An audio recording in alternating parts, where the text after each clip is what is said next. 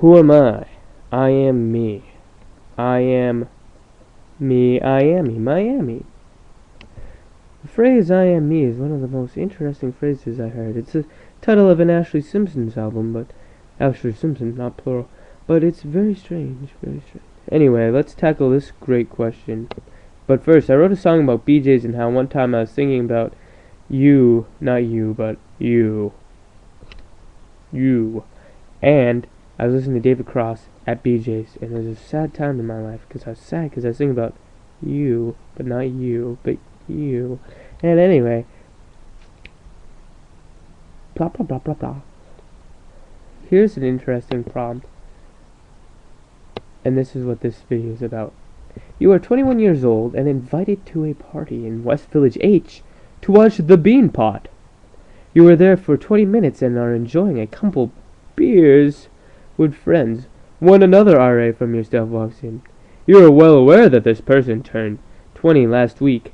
Please address the following questions in 200 words for each question, or approximately that. I left out some words, I cut them out. What happens next and why? What thoughts come to your mind? Well, I'll answer these questions. I discuss them with a potential RA, and allow me to answer these questions. What she basically, her response was that I don't drink, I'm not 21, I don't even know what the Bean Pot is, and I don't know anyone who lives at West Village H at Northeastern University. So my first thought that comes to mind is, how did I get here? Who are these people? What just happened for the last 3 years of my life? I feel that the issue of someone drinking underage is one that is common in general among most college students, and I really wouldn't care. What I'd want to know is, how did I become 21? Never mind the fact that I'm drinking, because I suppose I eventually may have caved into peer pressure, though me, like my friend Scott, are both straight edge. But maybe I broke edge, whatever. So now I'm trying to be like. So that's understandable, but what happened for the last 3 years of my life? How did I get to this room? I'm not 21. So I don't think I traveled in a time machine, as that is impossible. I mean, we're traveling at a time machine at the rate of 1 hour per hour. It's called Earth. It's called the universe, and it moves at a rate of 1 hour per hour. But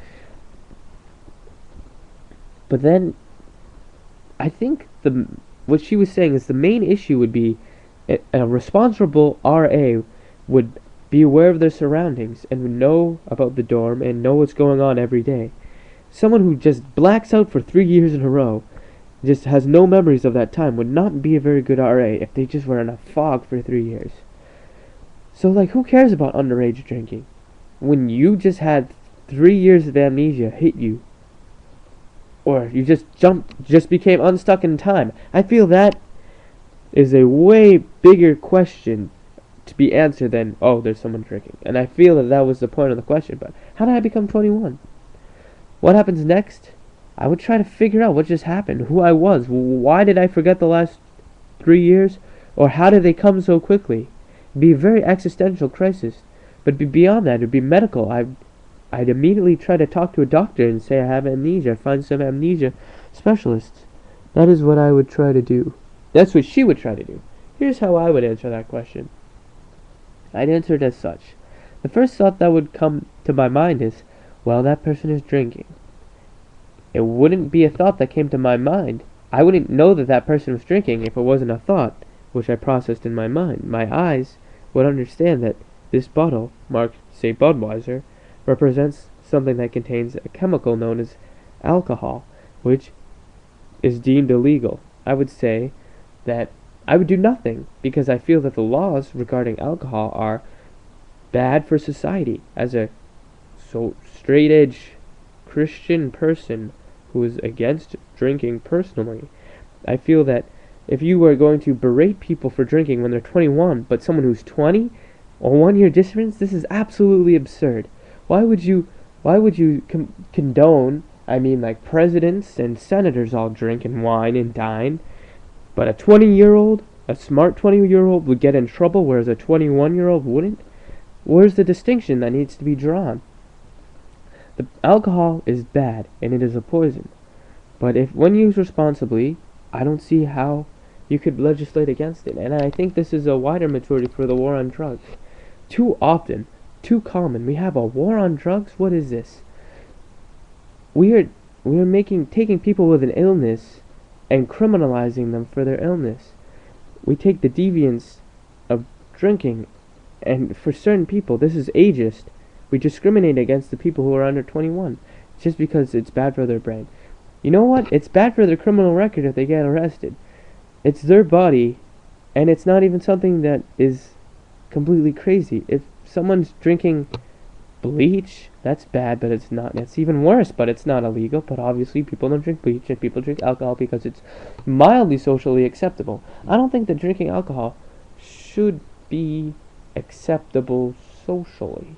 I feel that people should be like, "Whoa, you're drinking? That's weird." In an ideal world, people would just be like, "Why is that person drinking alcohol? That's like bad for you." But I guess it's not an ideal world, and people are like, "Drinking alcohol lowers my inhibition, so I could talk to girls better. Yay!"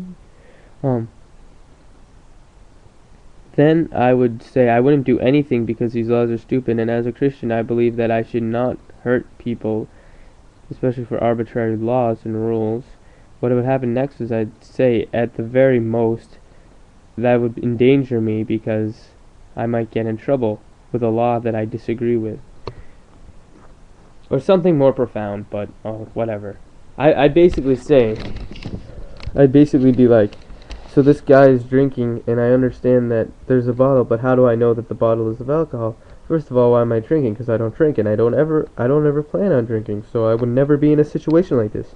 Why would you ever pose a hypothetical of a situation I would never be in, since I never drink anyway, so this question is ridiculous.